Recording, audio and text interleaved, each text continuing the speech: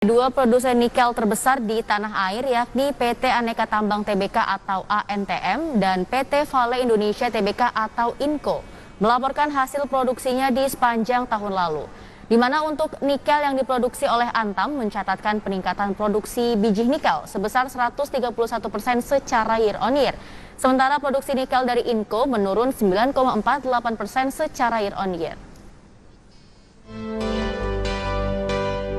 Dua produsen nikel besar di tanah air yakni PT Aneka Tambang Tbk atau Antam dan PT Vale Indonesia Tbk atau INCO telah melaporkan hasil produksinya sepanjang tahun lalu.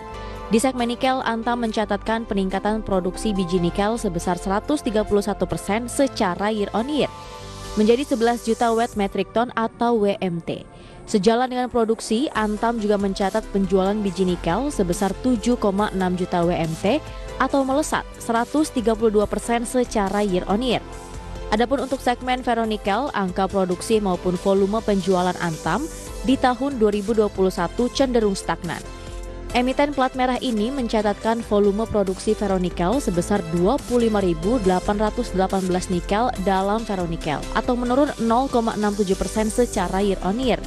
Dari sisi penjualan, Antam mencatatkan volume penjualan sebesar 25.992 atau naik tipis 0,7% secara year on year.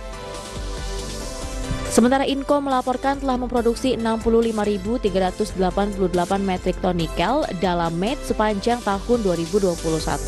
Jumlah ini menurun 9,48% dari produksi nikel MET sepanjang 2020 yang mencapai 72.237 metrik ton. Meski demikian, realisasi produksi ini lebih tinggi dari target yang dipasang, di mana INCO memasang target produksi 64.000 nikel MET di tahun lalu. Berbagai sumber IDX Channel.